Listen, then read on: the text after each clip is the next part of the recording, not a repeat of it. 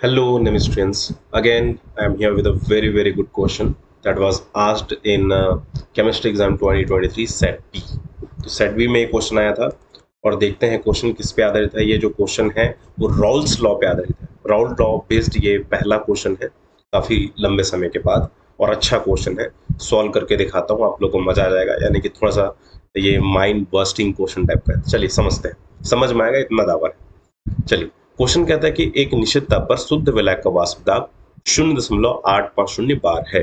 अब देखो, विलायक का वाष्प दाब दिया है ना, कितना दिया है? 0.85 बार। किसका? शुद्ध विलायक का, यानी कि पी नॉट। शुद्ध विलायक मतलब पी नॉट।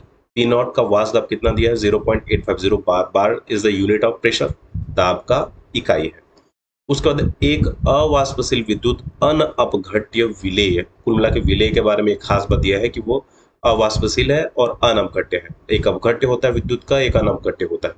ठीक है, वो कितना ग्राम है? 500 मिलीग्राम है, ग्राम नहीं मिलीग्राम, mg। 500 mg है। कौन mg है? विलेय। 500 mg। विलेय मतलब बी डब्ल्यू, दिया गया द्रव्यमान विलेय का कितना है? 500 mg। और मिलीग्राम मतलब कितना ग्राम होता है? 0.5 ग्राम, आधा ग्राम। ठीक है, ओके, ये कन्वर्जन करना ही पड़ता है इसलिए मैंने करके रख दिया। उसके बाद आगे देखते हैं इसको, यानी कि 0.5 ग्राम विलेय को 39 ग्राम विलायक में। 39 ग्राम विलायक यानी कि विलेय का दिया गया द्रव्यमान। तो ये विलेय नहीं, विलायक का दिया गया द्रव्यमान। विलायक मतलब ए, डब्ल्यू ए कितना है? 39 ग्राम। मिल गया। ये किसका वैल्यू बता रहा है? विलायक का दिया गया द्रव्यमान, डब्ल्यू ए को बता रहा है, ये रहा। और ब्रैकेट में बोल दे रहा है कि विलायक का जो मोलर मास है वो कितना है? 78 ग्राम पर मोल है। यानी कि एम ए भी दे दिया है, एम ए विलायक का मोलर मास कितना है? या आणविक भार इसी को बोलते हैं। कितना है? 78 ग्राम पर मोल, ये रहा, दे दिया। और बोल रहा है कि इसको मिला दे तो, यानी कि इतने ग्राम विलायक में, 39 ग्राम विलायक में अगर आधा ग्राम 500 मिलीग्राम विलेय को मिला दे तो जो विलयन बनता है उसका वाष्प दाब इतना हो जाता है, इतना बार हो जाता है। देखो, कम हो गया वाष्प दाब। तो यानी कि सॉल्यूशन है पीएस, सॉल्यूशन का प्रेशर कितना हो गया? 0.845 बार, ये कम हो गया। ये शुद्ध का है, ये विलयन का है। ठीक है, सब जानकारी दे दिया। अब ज्ञात क्या करना है? विलेय का मोलर द्रव्यमान ज्ञात करना है। विलेय यानी कि बी और मोलर मास यानी कि एम बी ज्ञात करना है। कैसे ज्ञात करेंगे? तो बेसिकली ये जो क्वेश्चन है किस पे बेस्ड है? ये बेस्ड है वाष्प दाब में अवनमन। देखो, वाष्प दाब में अवनमन हुआ है, वाष्प दाब में कमी हुआ है, तो वाष्प दाब में आपेक्षिक अवनमन पे बेस्ड ये न्यूमेरिकल है। यहां से दिमाग लगाना था। और ये वाष्प दाब में आपेक्षिक अवनमन के बारे में कौन सा रूल बताता है? ये हमको बताता है राउल्ट का नियम। कौन सा नियम बताता है? Rawls law. तो जो रॉल्स लॉ है भैया, वो बताता है कि जो वाष्प दाब में आपेक्षिक अवनमन होता है वो विलेय के मोल प्रभाव के अनुक्रमानुपाती होता है। ठीक है, तो मैं स्टार्ट में लिख देता हूं, वाष्प दाब में जो आपेक्षिक अवनमन होता है, अवनमन, हाँ, वो अनुक्रमानुपाती होता है किसके? विलेय के मोल प्रभाज के। तो वाष्प दाब में अपेक्षिक अवनमन को हम लोग लिखते हैं P nought minus P solution upon P nought is proportional to X, is equal to या प्रोपोर्शनल टू x2 मान लो। ठीक है, इक्वल टू कर लेते हैं, बात वही है। और x2 यानी कि हम लोग बोल सकते हैं कि n2 upon n1 plus n2।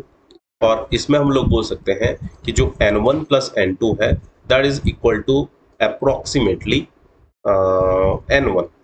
So we can get here n2 upon n1। और n2 को हम लोग nb भी मान सकते हैं और n1 को हम लोग na भी मान सकते हैं, राइट। तो ओवरऑल जो हमारा फॉर्मूला बन के आता है that is P nought minus P S upon P nought is equal to N B upon N ए।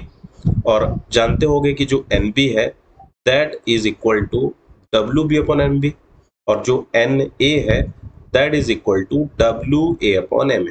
तो ओवरऑल अब हमको वैल्यू पुट करना है। ये यहाँ तक का जो काम था वो फॉर्मूला पुट करने का था। अगर यही क्लियर नहीं है तो आगे का न्यूमेरिकल नहीं बनेगा। पहले इसको क्लियर कर लो, इसके लिए मेरा दूसरा लेक्चर देख लो, जो विलियन पढ़ाया हूँ प्लेलिस्ट में जाके, विलियन में कहीं ना कहीं रॉल्ट नियम पढ़ाया हूँ, वहां से देख लेना ये कैसे आया, क्या आया, सब बताया हूँ उसमें। ठीक है, अब वैल्यू पुट करो। यहाँ पे पी नॉट का वैल्यू यहाँ से देख के पुट कर लो, पी एस का वैल्यू यहाँ से देख के पुट कर लो, और ये फिर से पी नॉट का वैल्यू ये 0 पॉइंट है, 0.850, बात वही है, ये पुट कर लो। अब बराबर कर दो, W B, M B, M A, W A, इन सब का वैल्यू यहाँ से पुट कर सकते हैं। नेक्स्ट स्टेप में मैंने पुट कर दिया है।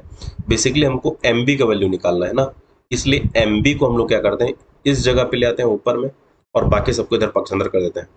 इन दोनों को जब माइनस करते हैं तो वैल्यू हमको निकल के आता है 0.005 अपॉन 0.850, ये मिल गया। और उसके बाद इसका वैल्यू पुट किया हमें, WB का वैल्यू 0.5 ग्राम, MA का वैल्यू 78 ग्राम पर मोल विद यूनिट, ओके। MB इसका वैल्यू तो हमको निकालना है, ये वैल्यू तो ज्ञात करना है, क्वेश्चन में पूछा है, अपॉन W का वैल्यू कितना दिया है 39 ग्राम, राइट।